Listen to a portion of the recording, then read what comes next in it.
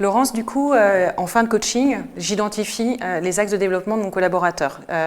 Comment ça se passe et après, quels sont les types de formations que je vais mettre en place ou types d'actions, puisqu'il n'y a pas que forcément de la formation? Eh bien, tout d'abord, avant d'identifier les points d'amélioration d'un collaborateur, il faut d'abord identifier ses forces. Enfin, j'irais même jusqu'à dire d'abord lui faire identifier par lui-même ses forces, ses atouts, afin de le valoriser, pour appuyer vraiment ces éléments. Je pense qu'en France, on n'est pas toujours dans cette optique de management appréciatif ou de vision appréciative, donc c'est très important d'appuyer sur cette partie-là. Et ensuite, on identifie des points d'amélioration, et je dis 1 à 2 points d'amélioration maximum. On ne court pas plusieurs lièvres à la fois, on est vraiment dans une démarche de petits pas d'amélioration, marche par marche, on monte un escalier pour atteindre ses compétences. Alors bien entendu, ces améliorations ne s'inscrivent pas one shot, ce n'est pas un seul moment, ça s'inscrit dans le temps, au fur et à mesure des coachings, des entretiens individuels entre un manager et son collaborateur, et on propose différents types de formations ou d'actions à la fin de ce coaching et de ce débriefing, et qui ne sont pas forcément que liées à de la formation.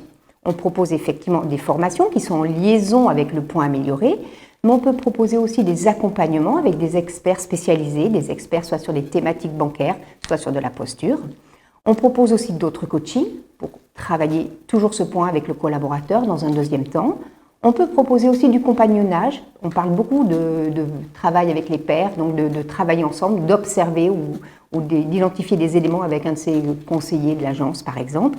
Ou bien tout simplement d'autres éléments qui sont à la main du collaborateur. Je vais prendre un exemple. Un collaborateur qui, à la fin de son entretien client, a oublié de faire le check qualité, eh bien, il doit se noter que justement, lors d'un prochain entretien, il doit essayer de faire ce check, ne pas l'oublier et bien entendu le répéter pour ancrer cette posture.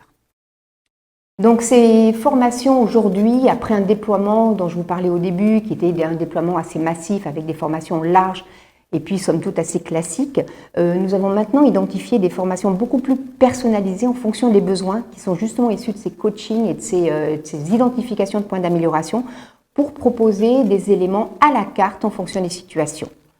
Si je prends par exemple un manager, aujourd'hui nous allons lui proposer des formations sur le feedback, sur les résolutions de problèmes en individuel, sur comment gérer les problèmes en collectif, comment créer de la co-construction, etc.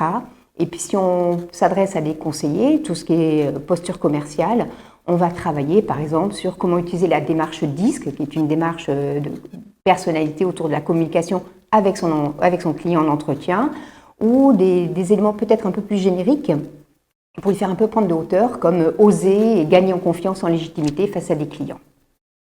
Et du coup, pour animer la démarche, vous avez lancé une approche autour d'un coaching égal un arbre planté? Tout à fait. C'est un petit clin d'œil que nous avons lancé. Et bien entendu, nous sommes engagés dans tout ce qui concerne le RSE. Mais là, c'est au-delà même de cet aspect-là, c'est vraiment le lien entre la symbolique de l'arbre, de la graine qui germe, qui grandit, qui pousse, et puis les collaborateurs que l'on aide à grandir en développant leurs compétences.